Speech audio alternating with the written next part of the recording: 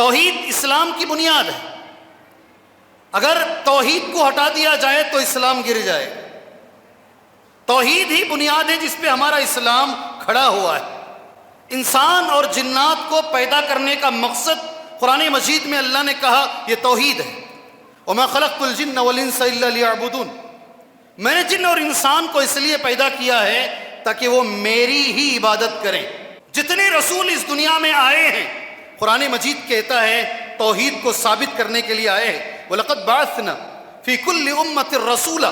یقیناً ہم نے ہر امت میں ایک رسول کو بھیجا ہے. اور رسول کا کام کیا ہوتا تھا؟ توحید کی دعوت دینا. میرے نبی کی دعوت کیا ہے؟ ایک صحابی پوچھ رہے ہیں اور جواب اللہ کے نبی دے رہے ہیں. اِلَى مَ تَدْعُ يَا رَسُولَ اللَّهِ. نبی کریم صلی اللہ علیہ وسلم نے جو جواب دیا، اللہ کے نبی نے کہا ادعو الی اللہ وحدہ، ادعو الی اللہ وحدہ. میری دعوت اس اللہ کی طرف ہے جو اکیلا ہے، اور میری دعوت اس اللہ کی طرف ہے تمہیں جب درد پہنچتا ہے، دکھ پہنچتا ہے، تکلیف پہنچتی ہے، تم ہاتھ اٹھا کر دعا کرتے ہو، اللہ تمہارے دردوں کو دور کر دیتا ہے. کون ہے اللہ تبارک و تعالیٰ؟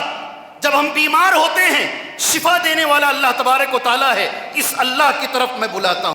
مرتے وقت عبادہ بن صامت کہہ رہے ہیں من شہید ان لا الہ الا اللہ وان محمد الرسول اللہ.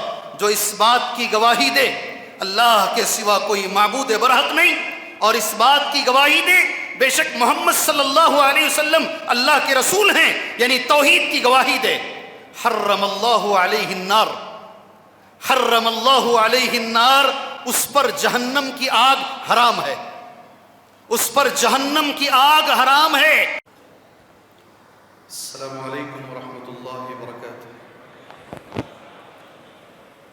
الحمد للہ رب العالمین والصلاة والسلام علی رسولہ الکریم وعلی آلہ وصحبہ اجمعین ومن تبعهم بإحسان إلى يوم الدین. اما بعد.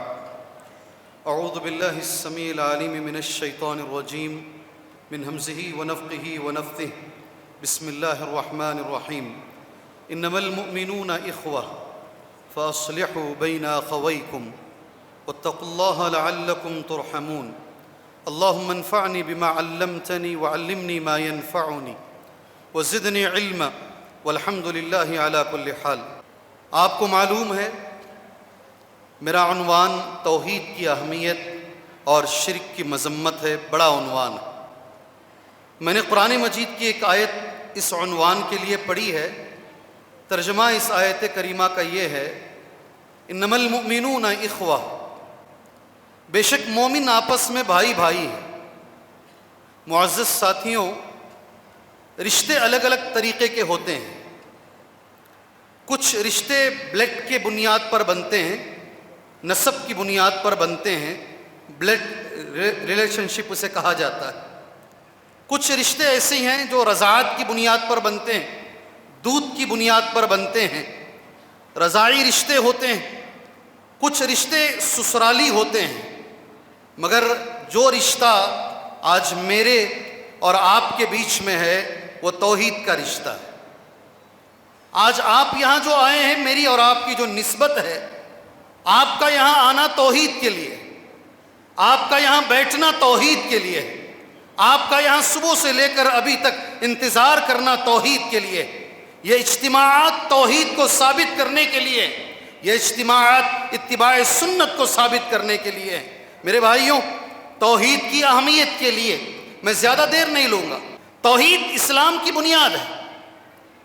اگر توحید کو ہٹا دیا جائے تو اسلام گر جائے. توحید ہی بنیاد ہے جس پہ ہمارا اسلام کھڑا ہوا ہے. انسان اور جنات کو پیدا کرنے کا مقصد قرآن مجید میں اللہ نے کہا یہ توحید ہے. وَمَا خَلَقْتُ الْجِنَّ وَالْإِنسَ إِلَّا لِيَعْبُدُونَ. میں نے جن اور انسان کو اس لیے پیدا کیا ہے تاکہ وہ میری ہی عبادت کریں. ابن عباس رضی اللہ عنہما یعبدون کا معنی یہ کرتے ہیں لیوحدون. لیوحدون، میری توحید کو ثابت کرنے کے لیے، صرف میری عبادت کے لیے میں نے جن اور انسان کو پیدا کیا ہے. بعثت رسول کا مقصد توحید ہے. جتنے رسول اس دنیا میں آئے ہیں قرآن مجید کہتا ہے توحید کو ثابت کرنے کے لیے آئے ہیں. وَلَقَدْ بَعَثْنَا فِي كُلِّ أُمَّةٍ رَسُولًا. یقیناً ہم نے ہر امت میں ایک رسول کو بھیجا ہے، اور رسول کا کام کیا ہوتا تھا؟ توحید کی دعوت دینا۔ فی کل امت الرسول ان اعبدوا اللہ ان اعبدوا اللہ ان اعبدوا اللہ واجتنبوا الطاغوت۔ ہر رسول کی دعوت کا یہ نچوڑ ہے، یہ باٹم لائن ہے، یہ لب لباب ہے، یہ خلاصہ ہے کہ سارے رسول دنیا میں اسی دعوت کو لے کر آئے ہیں، ان اعبدوا اللہ واجتنبوا الطاغوت، عبادت اللہ کی کرو اور طاغوت سے بچو۔ میرا ایک لفظ ہے، علماء نے کہا، وہی لفظ آپ کے سامنے کہہ دیتا ہوں، یہ کام نبیوں کا ہے۔ دعوت صحیح ہے، صحیح ہے، یہ کام نبیوں کا ہے، اس لیے طریقہ بھی نبیوں کا چاہیے، تب رزلٹ بھی نبیوں کا ملے گا۔ یہ کام جو دعوتی کام ہے، یہ میرا تمہارا کام نہیں، یہ نبیوں کا جاب ہے، یہ نبیوں کا کام ہے، اس لیے اس کا طریقہ بھی نبیوں کا ہونا چاہیے، انشاءاللہ رزلٹ بھی نبیوں کا ملے گا۔ جتنی کتابیں آسمان سے اتاری گئی ہیں بھائیوں، ساری کتابوں کا مقصد توحید کو ثابت کرنا ہے۔ ایک صحابی آئے، بلحجیم کے رہنے والے تھے۔ علامہ ابن کثیر رحمہ اللہ نے اس بات کو اس آیت کی روشنی میں پیش کیا ہے، امن یجیب المضطر اذا دعا، کون ہے جو مجبور کی مجبوری سنتا ہے؟ کون ہے، سورہ نمل کی آیت، کون ہے جو مجبور کی مجبوری سنتا ہے؟ کون ہے جو دکھ دردوں کو دور کرتا ہے؟ وَيَكْشِفُ السُّوءَ، سبحان اللہ، اَإِلَٰهٌ مَّعَ اللَّهِ، اللہ کے ساتھ کوئی اور معبود ہے؟ اَإِلَٰهٌ مَّعَ اللَّهِ، اس آیت کی شرح کرتے ہوئے علامہ ابن کثیر رحمہ اللہ ایک حدیث پیش کرتے ہیں، جاء رجل من بلحجیم، ایک آدمی آئے، غور سے سنو، تھوڑا آہستہ بولتا ہوں تاکہ سمجھ میں آئے، بات یکو نہ ہو۔ انہوں نے آ کر ہمارے نبی سے پوچھا، اِلَىٰ مَا تَدْعُو یا رسول اللہ، اِلَىٰ مَا تَدْعُو یا رسول اللہ، اے اللہ کے رسول تمہاری دعوت کیا ہے؟ کچھ لے کر جاؤ نہیں، میری تقریر سے یہ جملہ لے کر ضرور جاؤ، انشاءاللہ جاؤ گے؟ میرے نبی کی دعوت کیا ہے؟ ایک صحابی پوچھ رہے ہیں اور جواب اللہ کے نبی دے رہے ہیں، اِلَىٰ مَا تَدْعُو یا رسول اللہ۔ نبی کریم صلی اللہ علیہ وسلم نے جو جواب دیا، میں نے وہ جواب نوٹ کر لیا۔ قال، اللہ کے نبی نے کہا، ادعو الی اللہ وحدہ، ادعو الی اللہ وحدہ، میری دعوت اس اللہ کی طرف ہے جو اکیلا ہے، اور میری دعوت اس اللہ کی طرف ہے، تمہیں جب درد پہنچتا ہے، دکھ پہنچتا ہے، تکلیف پہنچتی ہے، تم ہاتھ اٹھا کر دعا کرتے ہو، اللہ تمہارے دردوں کو دور کر دیتا ہے۔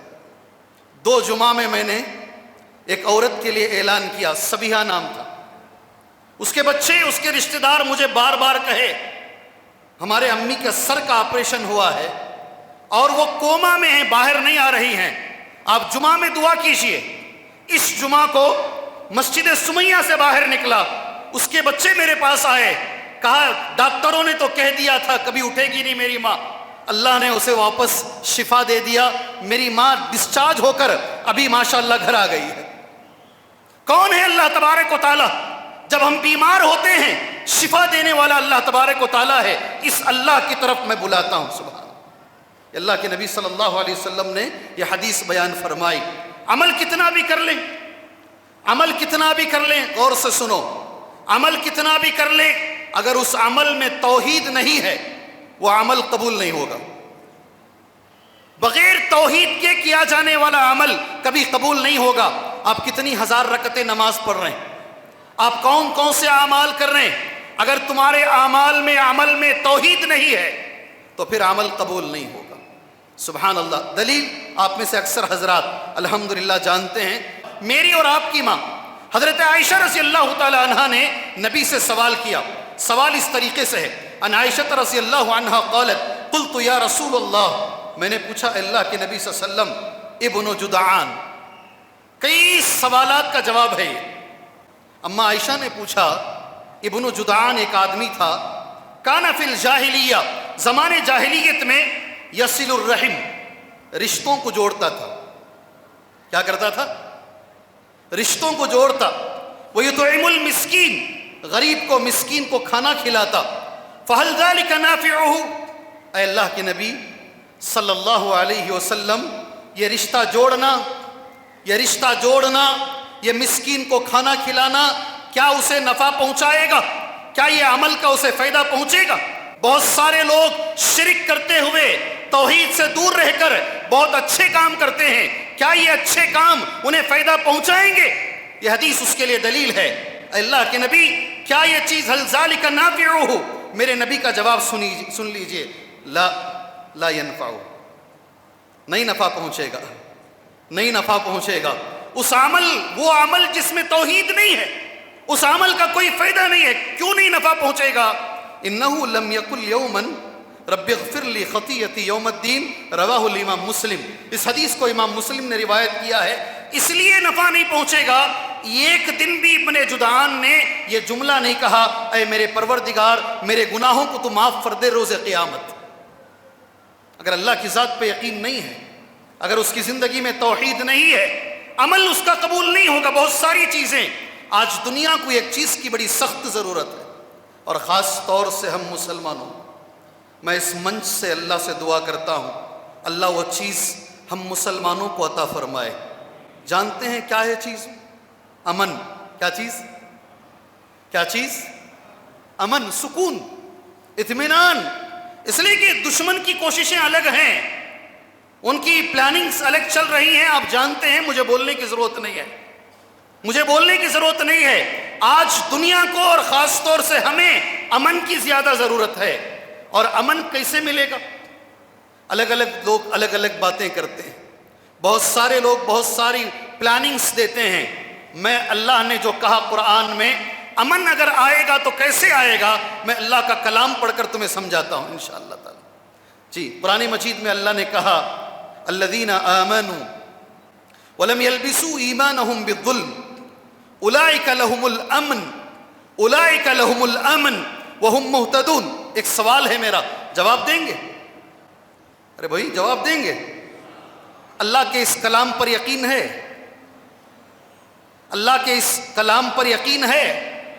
پوچھنا ہی بڑا گناہ ہے۔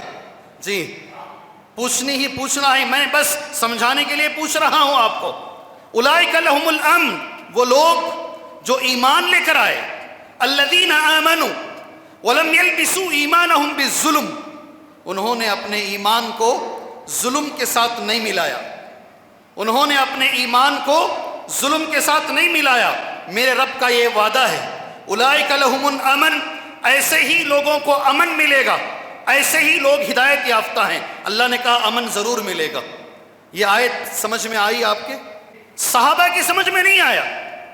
صحابہ نے نبی سے پوچھا اینا لم یظلم یا رسول اللہ، اے میرے نبی ہم میں کون ایسا ہے جو ظلم نہیں کرتا ہے؟ میرے نبی نے بڑا اچھا جواب دیا، الم تسمعوا قول الرجل الصالح، کیا تم نے نیک آدمی کی بات نہیں سنی؟ لقمان علیہ السلام نے جو کہا اپنے بچے سے، یا بنی لا تشرک باللہ ان الشرک لظلم عظیم، سب سے بڑا ظلم شرک ہے۔ جو آدمی شرک سے دور رہے گا امن اس کو ملے گا، جو آدمی توحید پر قائم رہے گا امن اس کو ملے گا۔ یہ توحید کی تھوڑی سی فضیلت۔ ایک اچھی حدیث تمہارے حوالے کر دوں۔ ایک بہت بڑے صحابی عبادہ بن صامت بیمار ہو گئے، حدیث مسلم میں ہے۔ انہیں دیکھنے کے لیے ابو عبداللہ عبد الرحمن گئے، آخری وقت ہے، مرنے کا، مرض الموت میں ہیں۔ جب اس کمرے میں گئے، عبادہ بن صامت رضی اللہ عنہ جس کمرے میں موجود تھے، ان کی حالت دیکھ کر یہ رونے لگے۔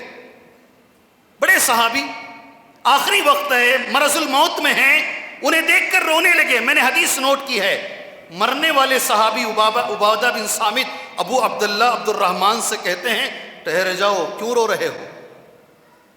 مجھے اس حالت میں دیکھ کر رو رہے ہو؟ اللہ کی قسم اگر مجھ سے گواہی طلب کی جائے گی میں تمہارے بارے میں اچھی گواہی دوں گا مرتے وقت۔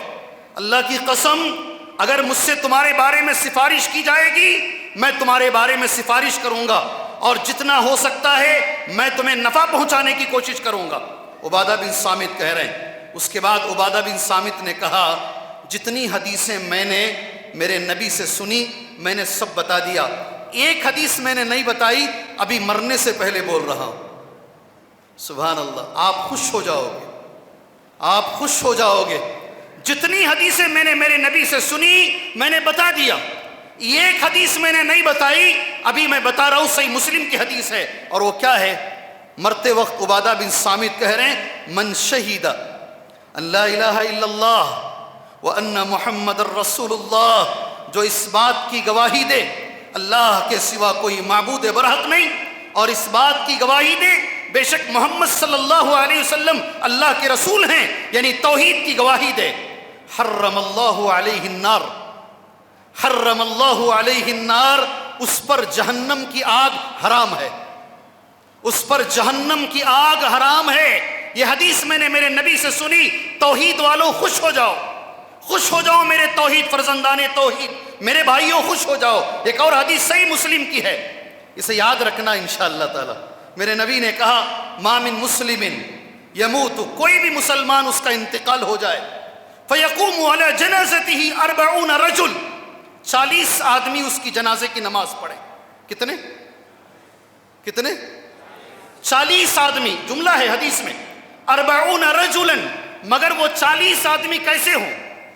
لا یشرکون باللہ شیئا، وہ توحید والے ہوں، توحید والے 40 آدمی کسی کی جنازے کی نماز پڑھ لیں اور اس جنازے کی نماز میں اللہ سے دعا کریں اللہم اغفر لہ، اللہم ارحمہ، اللہم ثبتہ بالقول الثابت۔ 40 آدمی جو شرک نہیں کرتے ہیں، توحید پر قائم ہیں، اللہ شفعہم اللہ فی، اللہ ان کی سفارش کو اس کے بارے میں قبول کرے گا، اللہ اس کے گناہوں کو معاف فرمائے گا۔ بہت اہمیت ہے توحید کی۔ ہمارے بچوں کے بارے میں ہمیں بڑی فکر ہے، بہت فکر ہے، کیا ہوگا مستقبل میں معلوم نہیں، حالات کیسے بنیں گے نہیں معلوم ہے کہ نہیں بھائی؟ جس باپ سے ملتا ہوں یہی گانا یہی رونا میرے سامنے کرتے ہیں، کیا ہوگا، حالات کدھر جائیں گے نہیں معلوم ہے۔ میں 2 نبیوں کا ذکر کرتا ہوں، اس کے ساتھ اپنی بات دعا کے ساتھ ختم کر لیتا ہوں انشاءاللہ۔ پیغمبروں کو اپنے بچوں کے بارے میں کیا فکر ہوتی تھی، نبیوں کو اپنے بچوں کے بارے میں کیا فکر ہوتی تھی، قرآن کی 2 چھوٹی آیتیں پڑھ کر اپنی بات ختم کر لیتا ہوں۔ ام کنتم شہداء، جی ہاں، بچوں کے بارے میں فکر کرنا تو یہ آیت سنو، ام کنتم شہداء اذ حضر یعقوب الموت، کیا تم اس وقت جب حضرت یعقوب علیہ السلام کی موت کا وقت قریب آیا تم حاضر تھے؟ مرنے سے پہلے یعقوب علیہ السلام کو فکر کیا ہے، دیکھو جو جملہ یعقوب اپنے بچوں سے کہہ رہے ہیں ما تعبدون من بعدی، میرے مرنے کے بعد تم کس کی عبادت کرو گے؟ فکر کیا ہے، میرے مرنے کے بعد تم کس کی عبادت کرو گے؟ ایک نبی۔ دوسرے نبی ابراہیم علیہ السلام، اجنبنی وبنی ان نعبد الاصنام، اے اللہ مجھے بچا لے اور میرے بچوں کو بچا لے بت پرستی سے۔ ایک جملے میں اگر میں کہوں، انبیاء کو اپنے بچوں کے بارے میں توحید کی فکر ہوتی، اللہ کبھی میرے بچے شرک میں نہ جائیں، یہی فکر میرے اور تمہارے ذہنوں میں ہونی چاہیے۔ اللہ سے میں دعا کرتا ہوں اللہ تعالیٰ توحید کی زندگی عطا فرمائے، اللہ توحید پر خاتمہ عطا فرمائے، اللہ توحید کے مسئلے میں کبھی کمپرومائز کرنے سے اللہ ہماری حفاظت فرمائے، اللہ توحید پر خاتمہ عطا فرمائے، دنیا آخرت میں اللہ ان کی اس کا اجر انہیں عطا فرمائے، آمین۔ وصلی اللہ علی النبی الکریم۔ السلام علیکم ورحمۃ اللہ وبرکاتہ۔